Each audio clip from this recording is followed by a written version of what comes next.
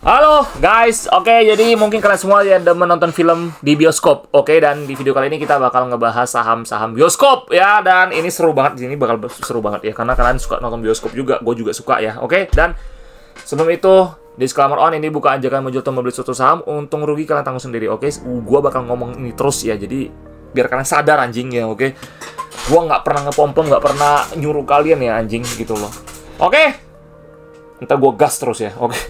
Ya, kita langsung masuk dulu ya. Jadi sebelum itu jangan lupa di like dan subscribe ya. Oke, dan ya kita bakal ngebahas saham Sinema dan BLTJ. Oke, nah BLTJ itu apa? Geraha Layar Prima. Itu CGV. Ya, ya bioskop CGV sih. Ya kalau Sinema CNMA ya itu ya SSI ya, Sinema 12 ya. Nah, itu. Oke, itu aja. Nah, jadi perbedaannya apa sih? Ini sahamnya gimana kita ngomong? Ini Sinema ini kenapa sahamnya turun terus sejak IPO? Dan BLTJ juga nggak kemana-mana gitu loh. Nah, jadi sebelum gua analisa lebih dalam buat kalian, gue jelasin ya kulit luarnya, gue mau ngomong. Lihat fakta lapangannya. Oke. Kita ngomong perfilman. Guys, sekarang sudah banyak TV series. Orang lebih milih sekarang banyakan di rumah. Mager. Nonton. Hiha di rumah. Gua nanya kalian ya. Coba tulis di kolom komentar.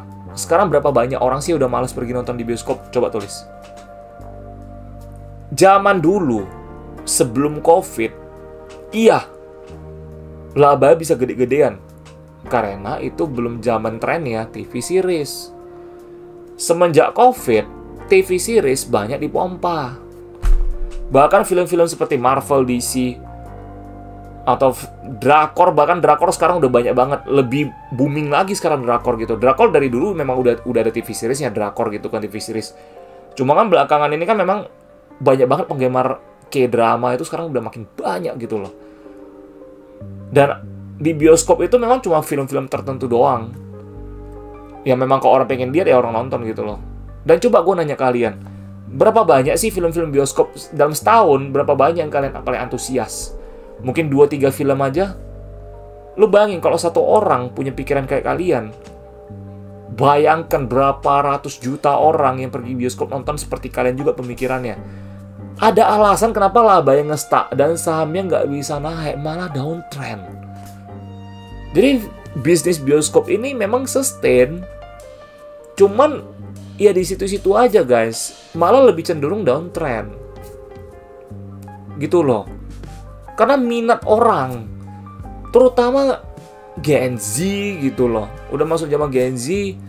Lu kalau zaman milenial, kita zaman-zaman SMA, zaman-zaman SMP, lu bayangin orang-orang pada suka pergi bioskop. Sekarang kita udah perkembangan zaman, sudah banyak akses lebih gampang lagi, which is itu bener-bener bikin bisnis perfilman ya. Perfilman dalam arti bioskop ya. Kalau dunia perfilman beda lagi. Untuk bioskop itu tantangannya memang besar guys. Oke, jadi kita mikir secara logika aja ya. Ini maka gue bilang ini fun banget, pembahasan kali ini fun banget sih ya. Kita masuk dulu ke profil Sinema ya, CNMA. Ini dia pemilik bioskop Sinema 12, oke. Sinema 11 atau 12? 11, SSI lah kita ngomong. Ya, SSI, Sinema 21 ya? 21 lah, kok 12 ya? 21, anjir, oke. Merupakan pemimpin besar pasar industri bioskop di Indonesia. Memang bener, gue bisa nonton di sana juga sih. Ya, ketahuan deh ya, memang gue bisa nonton di sana. Jadi, untuk kinerja keuangan, kita cek dulu keuangan dia. CNMA untuk annualnya itu 729 M ya, memang meningkat sih dari tahun 2022. Tapi alasannya kenapa sahamnya malah turun bang?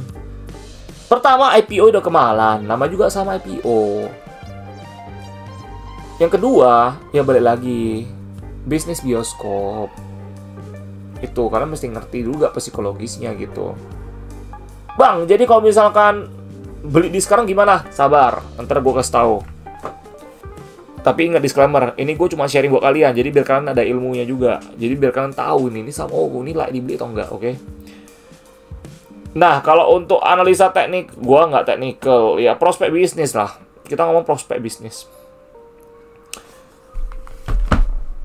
Guys, bisnis perfilman, ya, itu pengaruh ke bioskop nggak? Pengaruh. Kalau perfilman, dunia perfilman lagi kacau, itu mengganggu banget bisnis bioskop. Karena bisnis layar lebar ini, mereka tuh harus mendapatkan izin, license dari film tersebut untuk bisa disiarkan di sini. Di negara-negara tertentu gitu loh. Jadi bioskop luar negeri juga sama. Gue dulu di Jepang ya, waktu gue tinggal di Jepang aja, itu bioskop, malah gue merasa bioskop kita itu harga tiketnya masih jauh lebih murah loh daripada di Jepang loh. Jepang itu mahal banget. Gila, satu tiket bisa 2.000 yen bro. Bahkan dari 1.400 yen juga ada. Bahkan sampai 2.000 yen. Ratusan ribu, dan itu bukan untuk yang gimana sampai elite atau premier, enggak. Cuma yang level ekonomis doang. Gitu loh. Jadi beda geografis juga beda gitu. Nah, kalau kita ngomong kalau di bisnis bioskop seperti ini, lihat mereka pendapatan dari mana? Tiket udah pasti. Makanan. Nah, ini ada orang ngomong nih, kenapa makanan di bioskop sama air minumnya mahal? Boy, gua nanya kalian. Kenapa pertanyaan itu gak nanyakin ke Bang, kenapa kaos kaki di pasar loak lebih murah daripada di mall? Ah, gitulah analoginya. Jadi mesti lihat guys, lihat lokasi, lihat bisnisnya apa, lihat tempat. Kalau di bioskop, bisnis bioskop ini mereka pasang harga makanan seperti harga retail pada umumnya, tekor itu cuy, pasti tekor cuy, karena mereka menutupi kerugian juga. Karena nggak selamanya film-film itu ada yang booming. Lu paling cuma film Marvel lah. Sometimes juga gue kebanyakan kalau nonton film Marvel pun kayak banyak orang FOMO deh. Film-film yang bisa mengandung FOMO gitu yang mungkin bakal booming, yang bisa meningkatkan harga tiket, pendapatan di tiket mereka. Karena kenapa gue bisa ngomong seperti itu? Karena lu coba ke bioskop deh guys.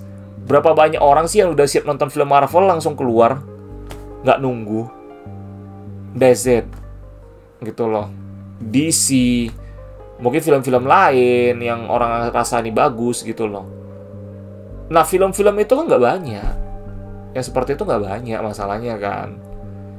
Oleh sebab itu sangat berpengaruh guys. Jadi ada alasan kenapa harganya lebih mahal gitu loh. Which is itu gak ada masalah sama sekali sih. Kalau gue lihat di lapangan langsung, banyak orang beli di sana juga kok gitu loh. Maka kenapa laba dia bisa naik?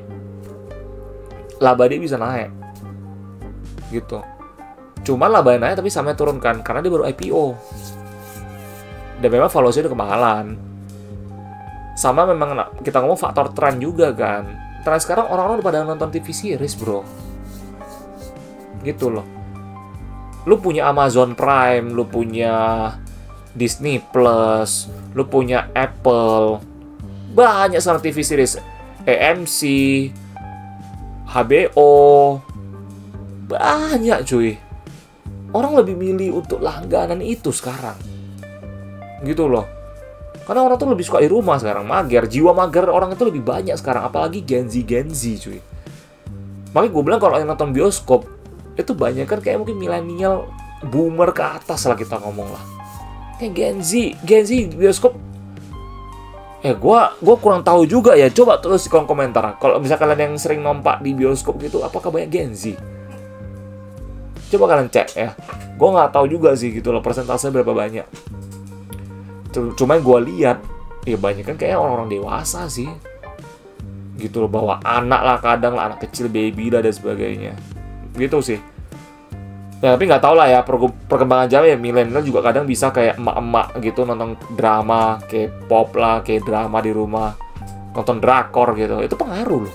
Jangan salah, itu pengaruh banget cuy. Ya, karena lebih gampang aksesnya gitu. Nah, kalau kalian nanya gua, Bang, itu kan keseluruhan yang gua ngomong dari tadi bisnisnya. Nah, kalau untuk sahamnya itu gimana? CNMA atau BLTJ yang lebih bagus? Dari kedua saham ini, yang menurut gua paling rame itu Cinema 21 sih. Ini menurut gua ya. CGV Cinema, gue pernah nonton beberapa kali di sana, oke juga sebenarnya. Coba kita cek labanya ya.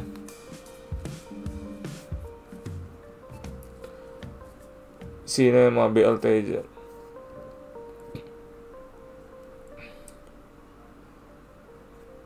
Oke juga, cuman memang dia secara valuasi lebih mahal, sama dia tuh lebih rugi.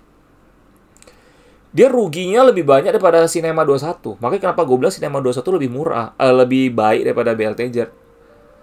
Gitu loh. Dan dia punya valuasi juga lebih murah CNMA daripada dia gitu loh. Lihat dari kinerja aja udah nampak. Kinerjanya lebih bagus. Ya itu kita balik lagi lah kita ngomong. Faktor lapangan. Coba kalian lihat di lapangan aja deh. Di mana-mana lebih banyak apa? Gerai bioskop apa? Gerai bioskop 21 kan? Ya udah. Lu dari sana aja lu udah bisa mengambil kesimpulan. Maka kenapa labanya Cinema 21 annual report dia boleh dibilang itu bagus.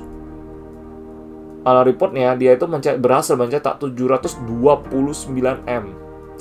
Tahun 2023 itu cuma 688 M.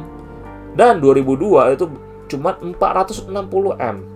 Which is itu kenaikan yang signifikan. Dan dia kategori sama apa Bang? Sebenarnya saham perusahaan-perusahaan bioskop seperti ini itu adalah saham growth. Growth tapi dia lebih ke fluktuatif juga. Karena kenapa? Terkadang kalau ada film-film hits atau booming, itu dia bisa ada spike di labanya, pendapatannya. Karena bioskop bakal penuh banget. Jadi dia semi-semi fluktuatif sebenarnya sih. Gitu loh. Nah, kalau kita ngomong yang CGV Cinema, lihat ya. Annual reportnya dia rugi 71 M, rugi berjalan tahun 2024. 2023 dia rugi 14 M. 2022 dia rugi 59 M, PBV-nya 4 kali. Mahal, bro. Kalau Cinema PBV cuma 2,34 kali, which is lebih murah Cinema dan lebih baik Cinema secara fundamental juga, secara kinerja juga. Tapi memang kalau kita ngomong secara likuiditas memang lebih liquid Cinema. BLTJ kurang liquid dia. Gitu loh. Ya.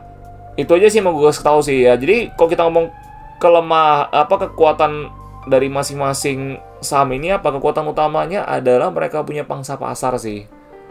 Pangsa pasar kita itu kan banyak banget orang, ya balik lagi. Masih ada orang demen ke bioskop, tapi memang ada orang udah nggak demen ke bioskop karena mau nonton film dari TV series saja, langganan lah kita ngomong. Nah di satu sisi itu kelemahannya sih sebenarnya sih. Kalau keunggulannya ya mereka itu kan boleh dibilang market leader juga lah ya. Bioskop kan kayak cuma mereka deh.